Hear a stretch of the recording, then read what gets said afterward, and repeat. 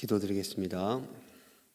여호와의 자비와 긍휼이 무궁하심으로 우리가 진멸되지 아니함이니이다. 이것이 아침마다 새로우니 주의 성실이 크도소이다.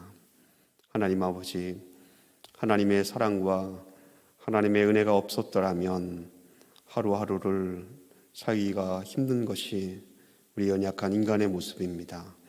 이 아침에도 주의 절에 나와서 하나님의 은혜와 자비를 간절히 소원하오니 하나님 긍휼을 베풀어 주시고 은혜를 우리에게 더하여 주시옵소서. 아버지 하나님, 오늘도 하나님의 말씀에 힘입어서 주와 동행하는 하루가 되기를 간절히 소원하며 또 이 말씀에 힘입어서 승리하는 성도의 삶이 되기를 간절히 소원하오니 성령께서 인도하여 주시고 우리와 함께하여 주시기를 간절히 소원합니다. 이 시간에도 주 앞에 나와 기도하는 손길마다 하나님께서 그 기도에 응답하여 주시기를 간절히 소원하며 예수님의 이름으로 기도드리옵나이다. 아멘. 찬송가 447장입니다. 1절, 2절 찬송하고 간주하고 3절, 4절 찬송합니다.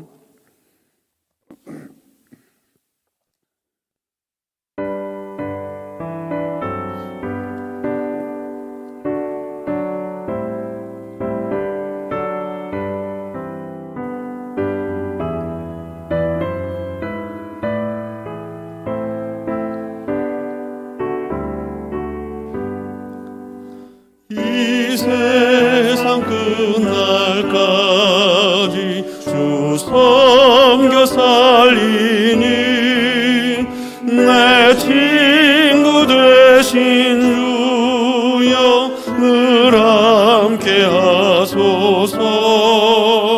주 나와 함께 하면 전쟁도 가봤고 주 나를 인도하면 늘 안심하리라. 나 주를 따를 때에 주 약속하신 것 그 영광 중에 모두 이루어 주소서. 나 주의 뒤를 따라 섬기며 살리니 그 크신 은혜 속에 날 인도하소서.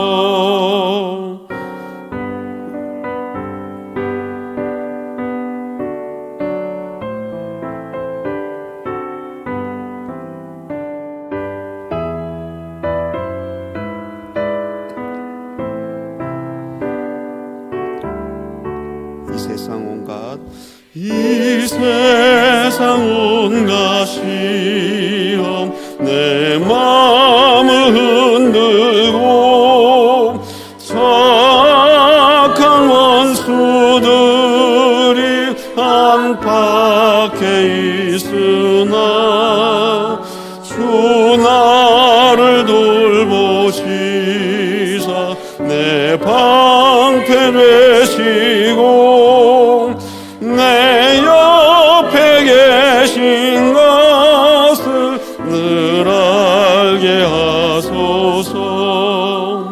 저 영광 빛난 곳을 주 허락했으니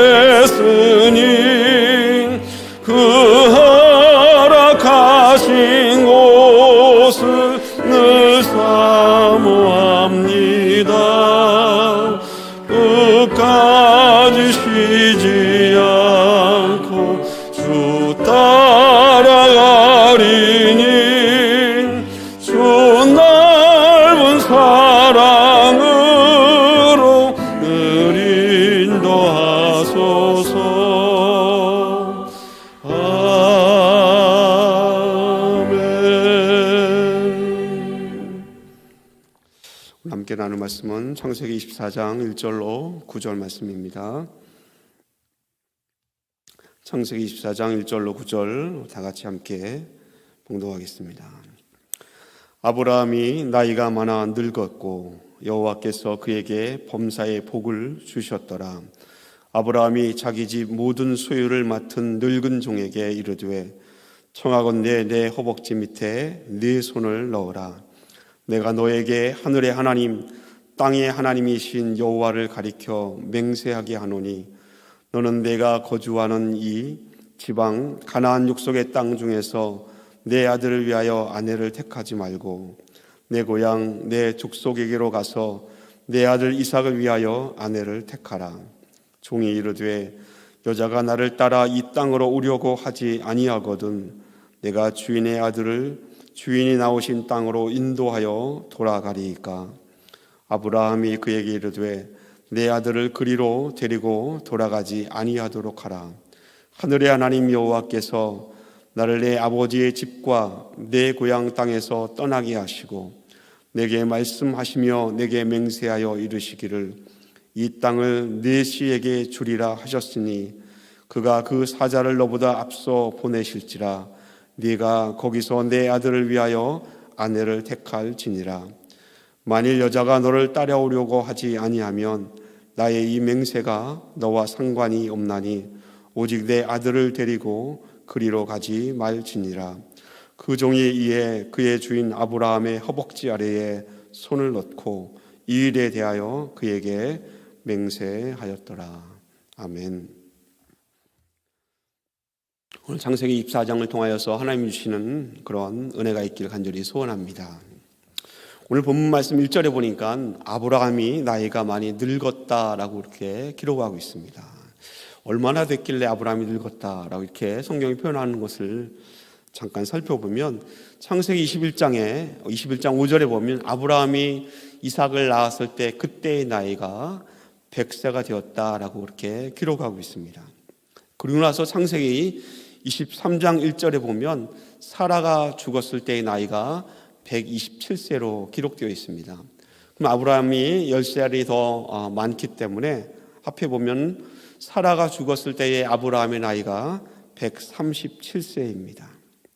그리고 창세기 25장 20절에 보면 이삭이 40세에 결혼하였다라고 기록되어 있습니다. 그렇게 본다면 지금 아브라함이 창세기 24장에서 자기의 며느리를 구하는 일을 충실한 종에게 부탁하는 이 사건이 있을 때에 그때 최소한 적어도 사라가 죽은 이후에 그리고 또 아들 이삭이 결혼하기 전이니까 적어도 137세는 넘었고요. 40세 전에 그 정도에 해당하는 나이입니다.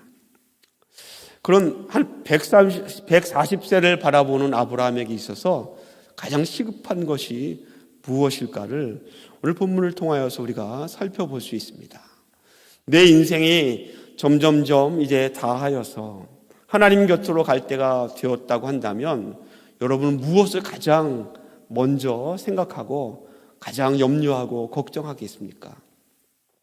아마 자기 자식이 있는 분들이라면 가장 많이 걱정하고 염려하는 것이 있다면 아마 그 무엇보다도 첫째가 바로 자기 자녀들일 것입니다. 아브라함도 그랬던 것 같습니다. 오늘 본문 창세기 24장에서 아브라함은 자기의 나이가 많이 늙었다라는 것을 알고 이제 아주 신실한 종 엘리에셀에게 자기 아들 이삭을 위하여서 며느리를 구해올 것을 부탁하는 내용이 오늘 본문에 기록되어 있습니다.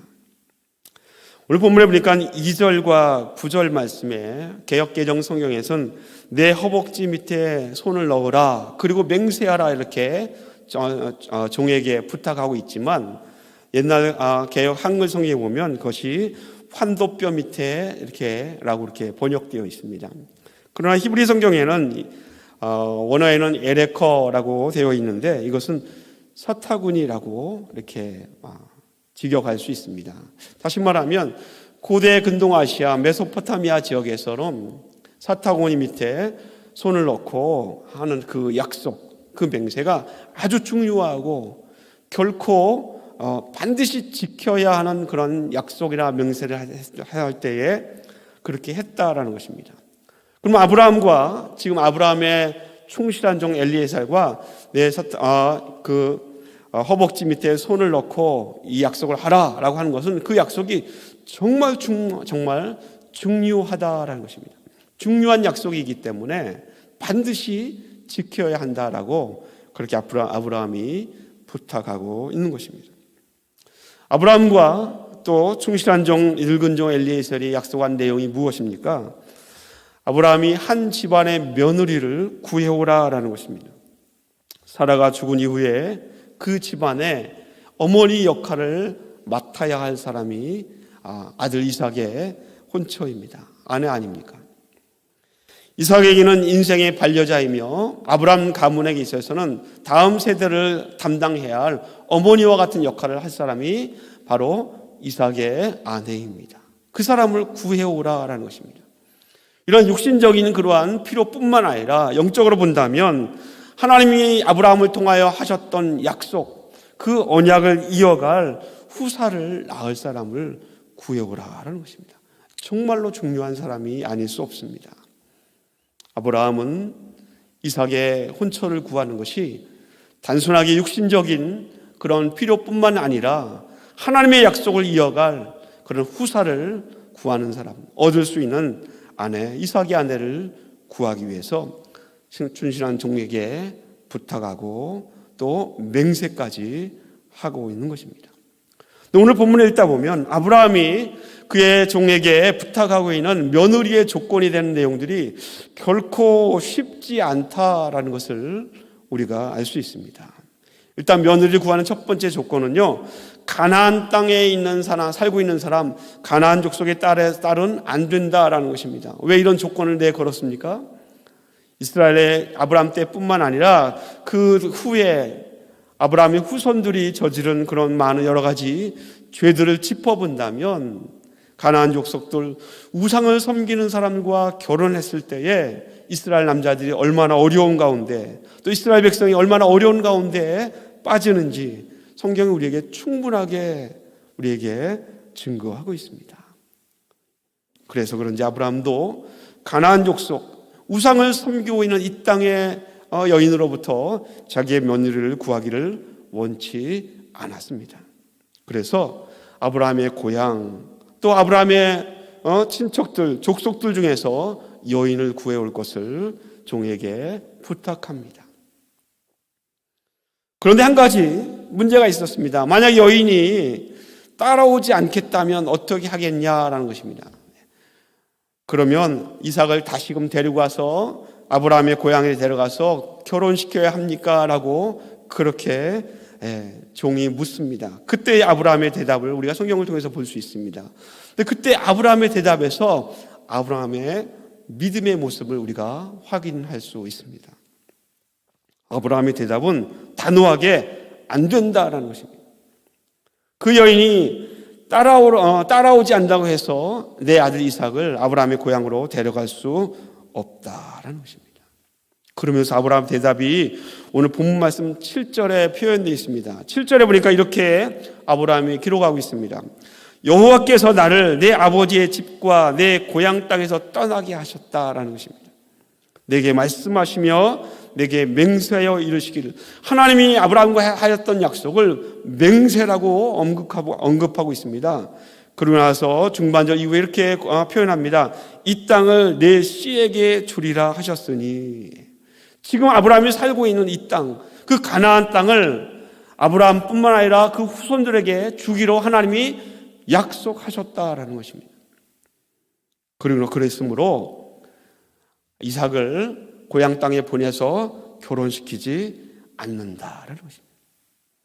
이 말은요, 하나님께서 아브라함에게 하셨던 약속을 아브라함은 추호도 의심하지 않고 그것을 융통성 있게 변화시키거나 또 다르게 바꾸지 않고 아주 철저하게 하나님이 하신 약속 그대로를 믿는 아브라함의 모습을 이 말씀에서 볼 수 있습니다. 이 땅을 내 씨에게 주리라.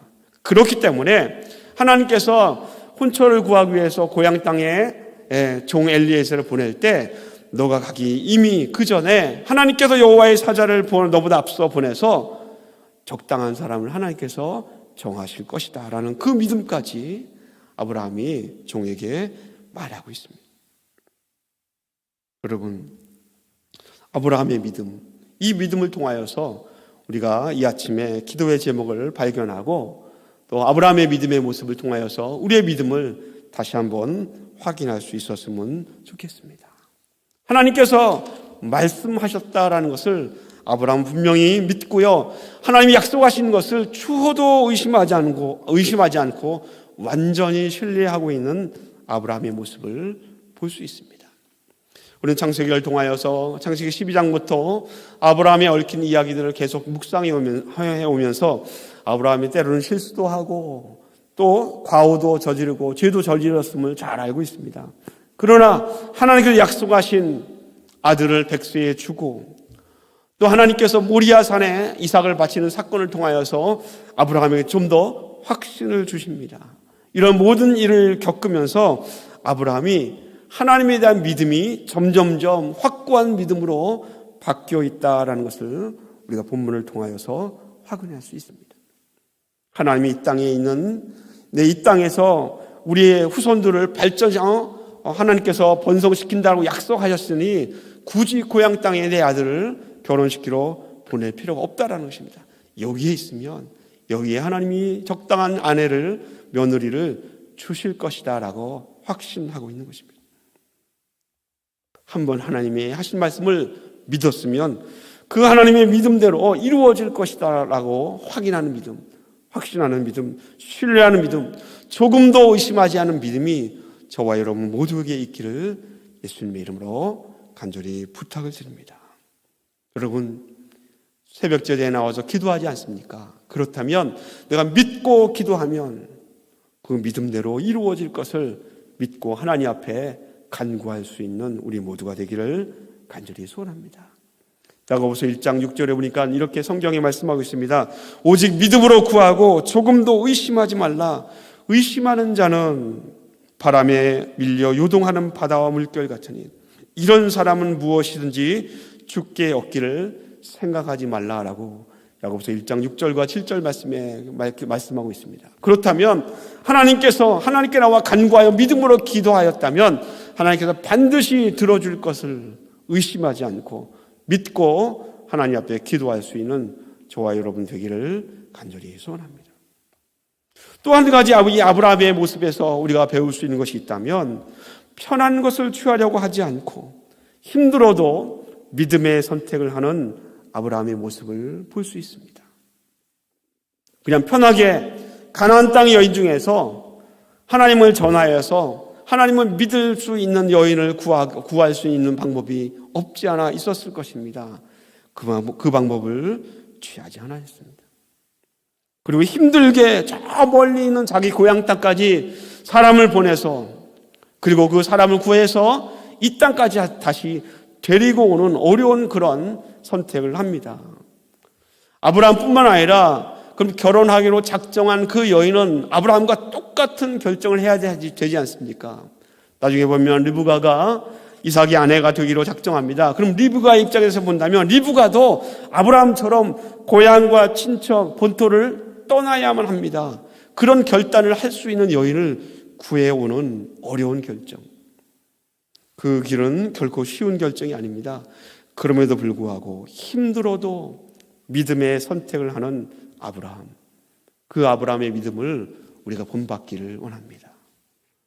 21세기 현대는 많은 사람들이 이 시대를 살고 있는 사람들은 힘든 것보다는 편한 것을 취하는 것이 이 시대 현대인의 모습입니다. 그것이 힘들다라면, 어렵다고 하면, 가능성이 없다라고 하면 아예 시작조차 하지 않으려고 하는 것이 현대인의 대부분의 모습 아닙니까?